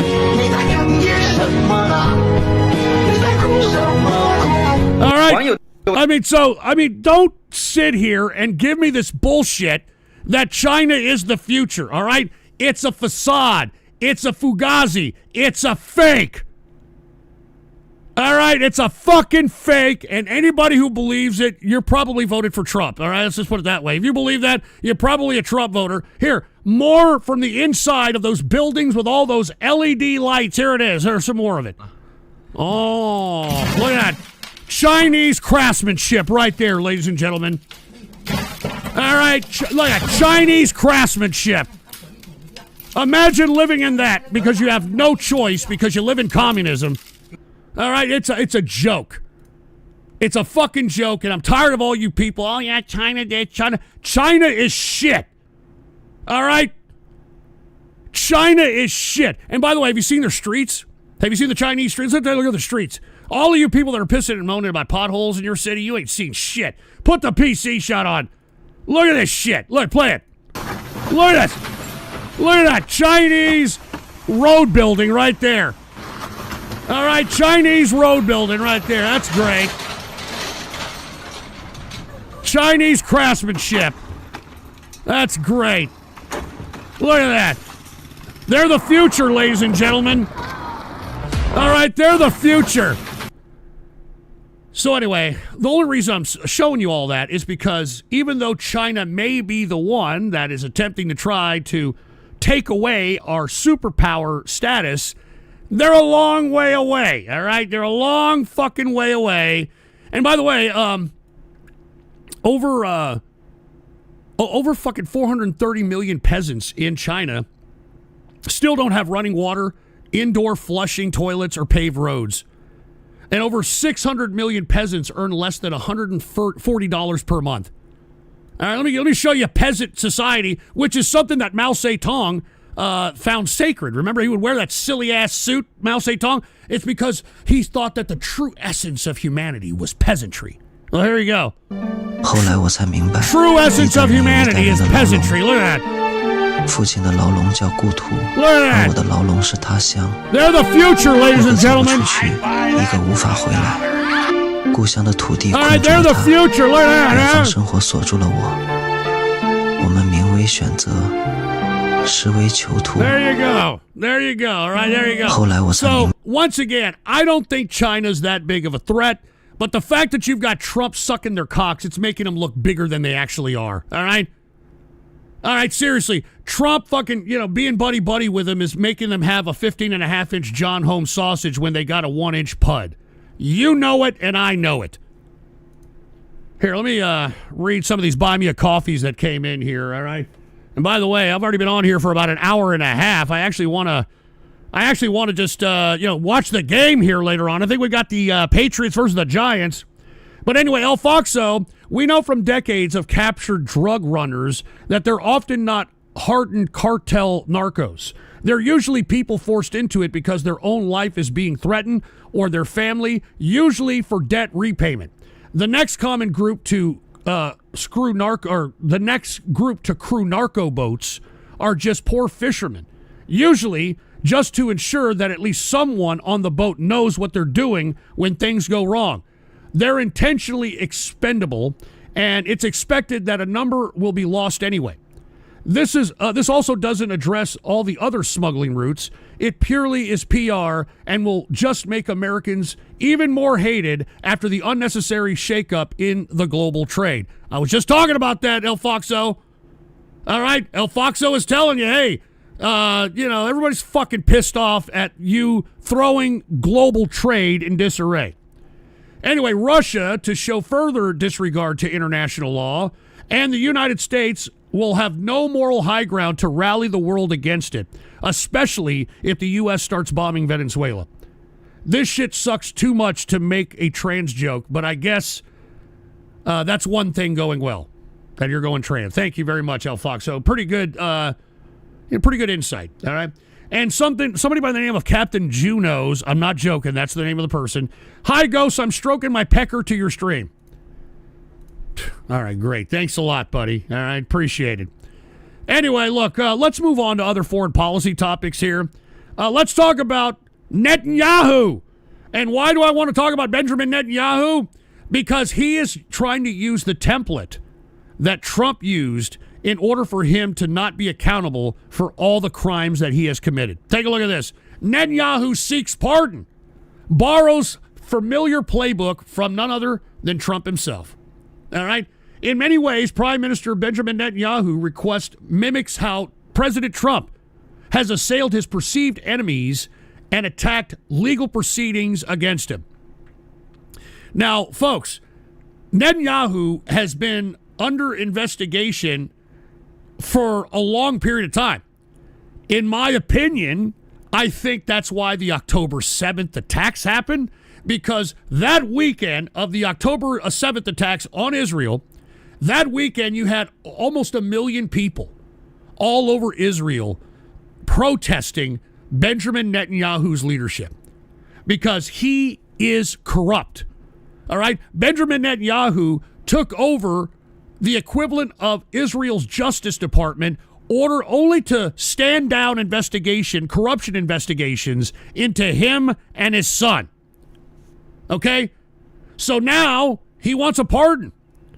He wants a pardon, and I don't know, man. I mean, if they give it to him, it's going to cause ruckus in Israel.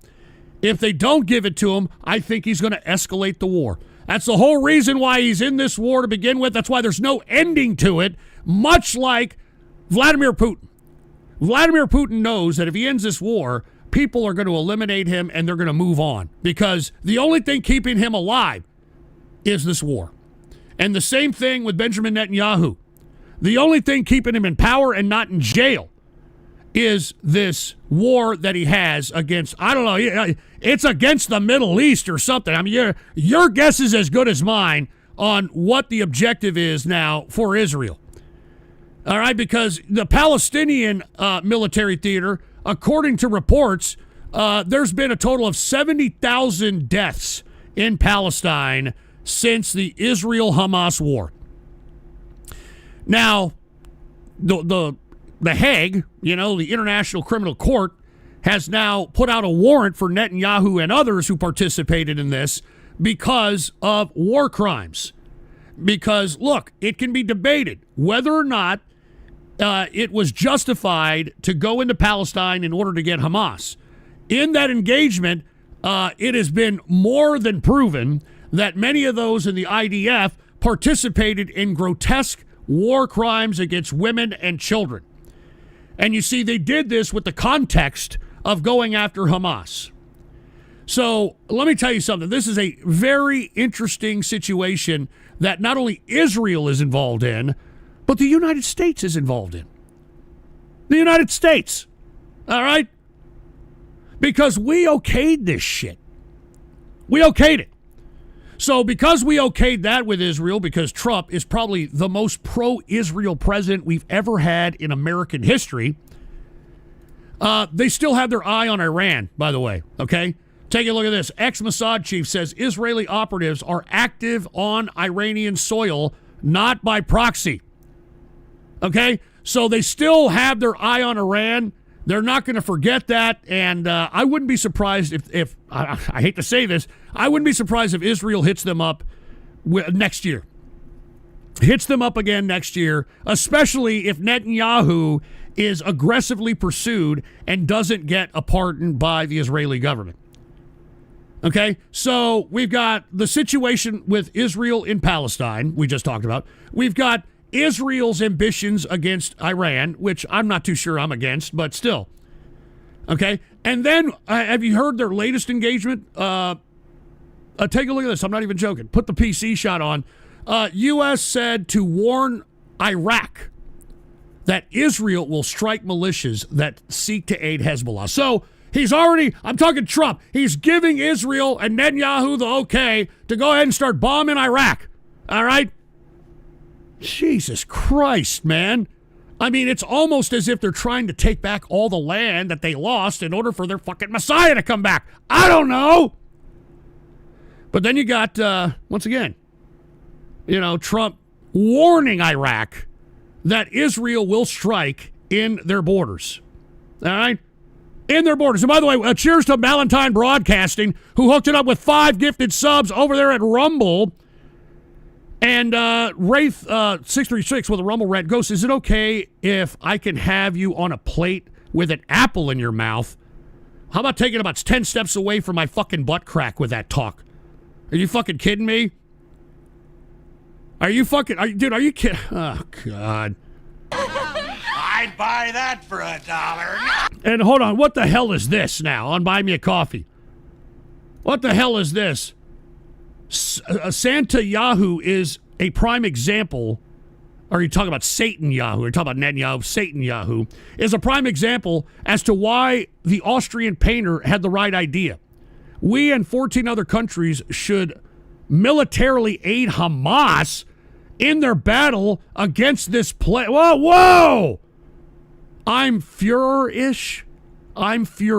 That's your fucking name? I'm Führer-ish. And cheers to Chons, who hooked it up with 5 gifted subs over there at Rumble, man. Cheers to Chons and Valentine Broadcasting, man. Cheers, baby, cheers. Thank you very much, man. Love the Rumble chat, man. I'm telling you, man, Rumble. All right, cheers to Rumble. Anyway, let's get back to Israel and Netanyahu, all right? Because this is very important. Now, we talked about how the Palestinian situation, we talked about Iran, we talked about how Trump warned Iraq that, they could be potentially a target. Well, guess what? They are now hitting up Syria, for Christ's sake. Take a look at this. Israel trying to drag Syria into conflict, senior regime official claims. All right? So, man, I mean, dude, when is Israel going to calm its ass down? I'm not against some of these engagements, but I think they're biting off a little bit more than they can chew, and I think that once they finally pigeonhole themselves into a corner, they're going to expect the United States to back them the fuck up. All right?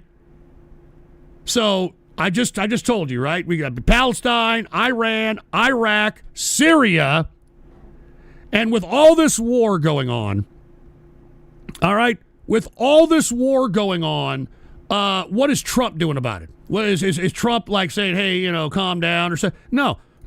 Today, he invited him to the fucking White House again. All right? Again. Benjamin Netanyahu coming to the White House again. This has got to be the most frequented leader in the White House during this administration, and this administration hasn't even been in power a year. Hasn't even been in power a year. So after all this warfare that Israel under Benjamin Netanyahu is conducting, Trump is going to invite him to the White House and have some matzo balls and shit.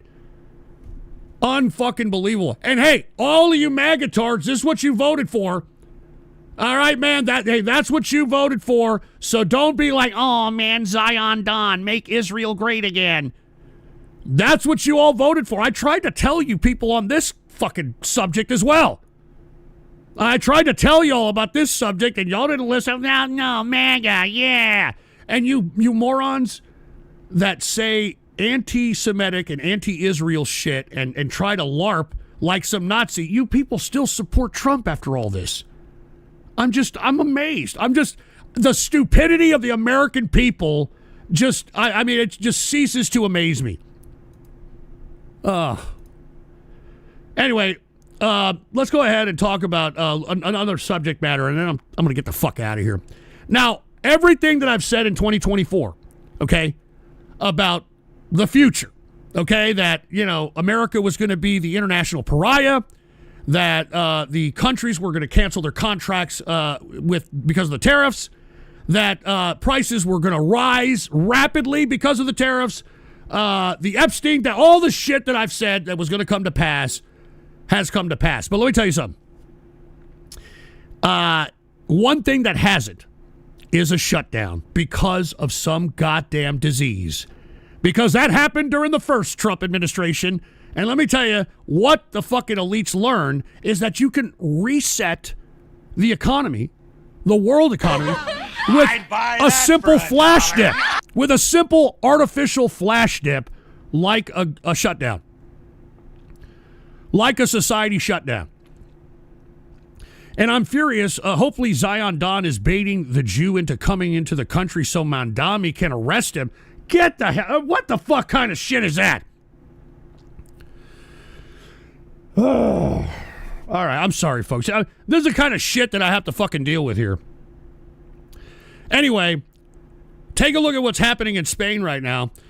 Spain deploys army after African swine fever outbreak. I'd buy that for $1. All right, and this is just one. I mean, this is eerily similar to the precursor of what happened in 2020.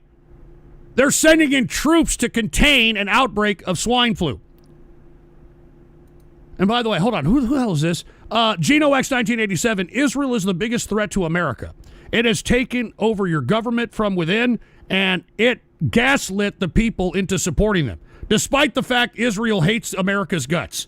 America is an open piggy bank for them to do whatever they want. That was Geno X 1987, by the way. But anyway, as I was stating, man, look, we're going to see an outbreak at some point in time. As a matter of fact, let me see if I can find that clip. Fauci made that recently. Let's go ahead and take a listen to what Fauci said. He was actually talking. Now, whatever happened to arresting Fauci? Huh? Whatever happened to that shit? Whatever happened to arresting fucking Fauci, Trump? I told you he wasn't going to arrest Fauci because he's the guy that put Fauci on the pedestal that he was on. So yet another one, fell for it again award. Jesus Christ, man. I mean, do you people ever learn? I mean, do y'all have any humility? I mean, do y'all ever fucking say to yourself, man, I really fucked up. I shouldn't have. No, you don't. And what's sad about it is that many of you are so pot committed. All right, you're so fucking pot committed by this shit that you refuse to admit that you don't know shit and you were wrong. You know that? You refuse to admit it.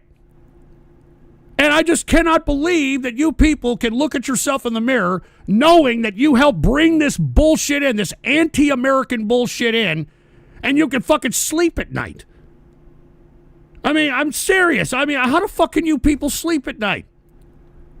Anyway, I can't find the clip where Fauci, in 2025, he is saying, I guarantee that in the future there's going to be a respiratory virus in which we're going to have to deal with, and we're going to have another shutdown. He fucking said it. I'm trying to look for it right now. I know I should have fucking bookmarked it, but I didn't.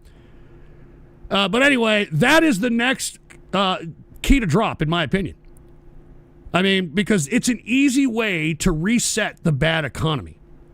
All right, you shut down you have everybody shut down, a whole societal shutdown. People save their money, and people pay their debts, and that's exactly what happened. And then once they were back out and released into the wild, they blew their money. I mean, that's what created this whole fucking boom after COVID.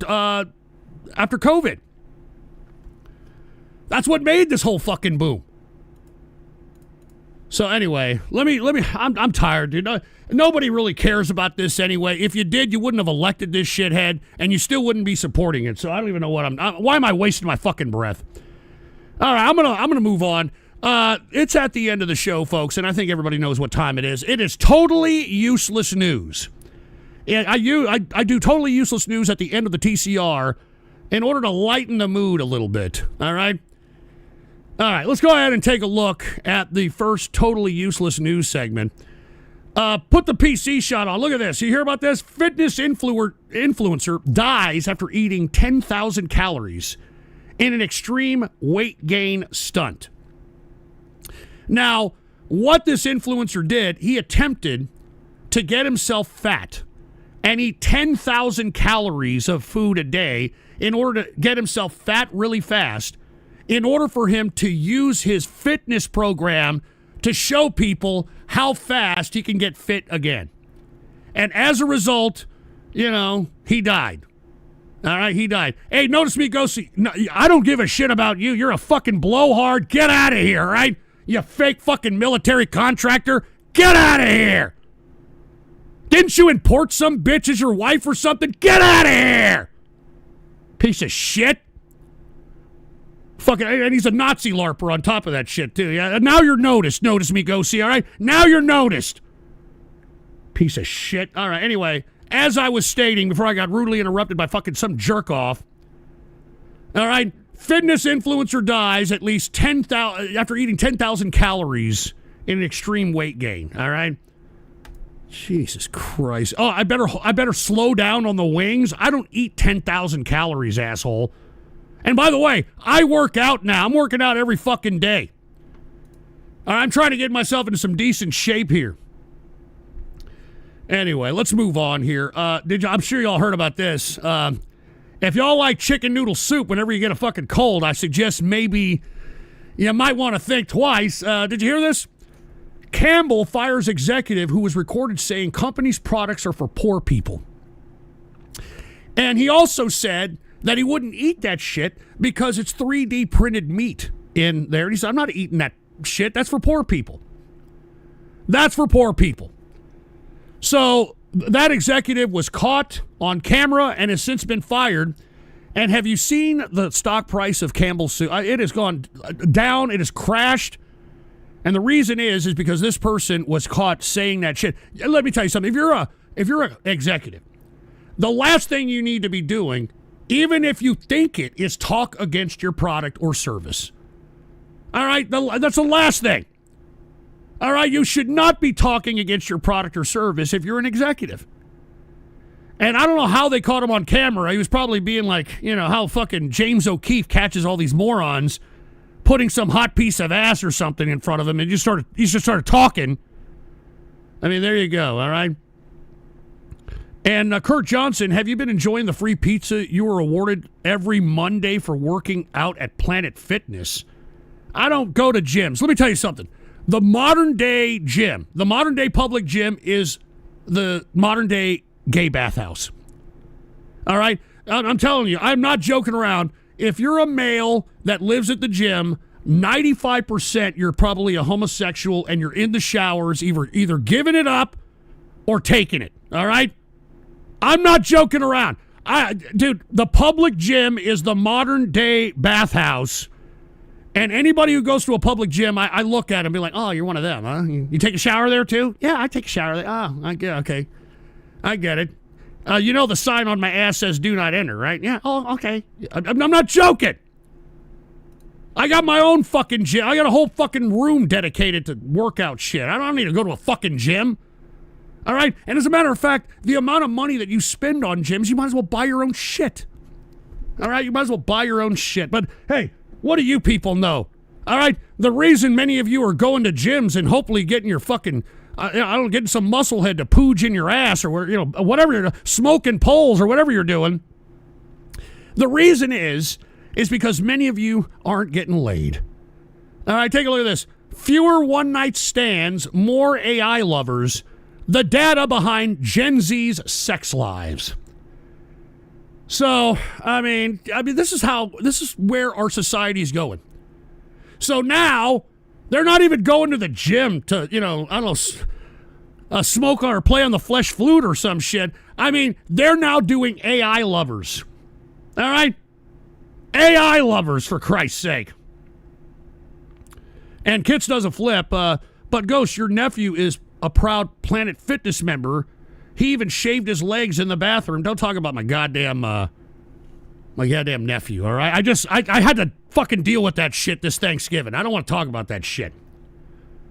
But anyway, as I was stating, fewer one-night stands, more AI lovers for Generation Z. Isn't that great? Huh? That's our youth of America. I mean, they can't even bump a real live one. They got to get some two-dimensional cartoon and fucking fan their nuts and put foreign objects up their shit funnels in order for them to get off and be sexually gratified. Jesus Christ. What's going on? What's going on with this world? What are we doing here? And if you think that's bad, all right, this is the final totally useless news segment here. And if you're kind of squeamish, I would say step away, and step away right now. Have you heard about this? Beauty influencers are encouraging skincare enthusiasts to save their menstrual blood for bizarre purposes. You heard that right. You heard it right. Forget cramps, cranky moods, and craving for chocolate. Now periods can mean acquiring a crazy glow for your skin. That is, if you're willing to participate in the growing do-it-yourself skincare trend, menstrual masking. And for all those that want to get a look at what it looks like, there's that bitch right there using her menstruation blood in order to put on her face. I don't think it's doing very well. She still looks like a fucking disgusting biatch, if you want my opinion. All right, have you tried menstrual masking yet? What the fuck? And look at this. Look at this. I mean, isn't this the equivalent of like blackface or something? I mean, what is this supposed to accomplish? I mean, what the? Yeah, a humiliation ritual is right. Who the fuck? In what logic do you think that eggs that are coming? Because that's what menstruation is. It's eggs that are coming out of the uterus that are being ejected. Okay? Now, how are eggs, I'm talking about women eggs, going to be any useful for the face? If anything's going to be useful for the face, it should be male sperm because it has protein in it and other minerals and shit. I mean, give me a break. I guess this makes being red-faced, a whole new meaning, huh? All right, folks. Anyway, that concludes the True Capitalist Radio broadcast. I do want to say cheers to everybody out there who is listening to the broadcast. I am going to have a ghost show tomorrow, which is a completely different show than this. It's a little bit of tomfoolery. It's a little bit of radio graffiti. It's not necessarily a serious show. So if you're coming across this show and you like it, this is the True Capitalist Radio Show. But tomorrow at 8 p.m., I will be live for the Ghost Show, which is what a lot of these folks really enjoy. But I feel that I should absolutely do these True Capitalist Radio shows in hopes of sparking synapses in some brains out there. And hold on, we got Kirk Johnson. Are your trips to Planet Fitness the most you'll spend time with your son? Dan, my little pony fan. And then we've got Kirk Johnson. This is why they'll resort to when they can't sacrifice their own children to Moloch. Thank you. All right, and I think that's about it, right? I think we're done here. I think we're done. All right. Anyway, folks, if you'd like to become a member of the True Capitalist Radio chat room, which is the chat room that's right there on the bottom left-hand corner of your screen, and we voice chat. It's a Discord and, a bunch of stuff. Go ahead and go to buymeacoffee.com/GhostPolitics and join as a member. All right. Once again, I'm going to be sending out another card. I've already sent out, I think about 4 of them. I'm going to send out another one to the members that have been loyal all this time. I'm going to mail them that and a Christmas, maybe a little bit of a Christmas card. All right. So cheers to all the folks that are part of the TCR chat. All right. Cheers to you folks. And anyway, once again, I will be live tomorrow, 8 p.m. Central Standard Time for the Ghost Show. It's a lot different than this, all right? We don't take things serious. We do a lot of rambunctious internet things. So if you happen to be somebody who's listening to the show, it's a lot different. Anyway, little Landon, why should I give a shit about Venezuela? I don't know. You ask Trump about that shit. I don't know. I mean, you voted for this motherfucker. You know what I'm saying? I mean, come on, man. Anyway, folks, I want to thank everybody for tuning in to True Capitalist Radio. I think I'm going to start doing these on Monday. I don't know yet. All right. I mean, I don't have the ambition. I mean, you take a look around at the American people. It's hard to have some fucking ambition in an attempt to spark synapses in the brains of folks, Anyway, with that being said, I want to thank you all for tuning in with me and everybody who supports this show, the Ghost Show. I want to say cheers to each and every one of you. I hope you all had a great Thanksgiving. It is the first day of December. It is Christmas time. And I hope that you folks have yourself a great holiday season. All right? Until next time, I'm out of here.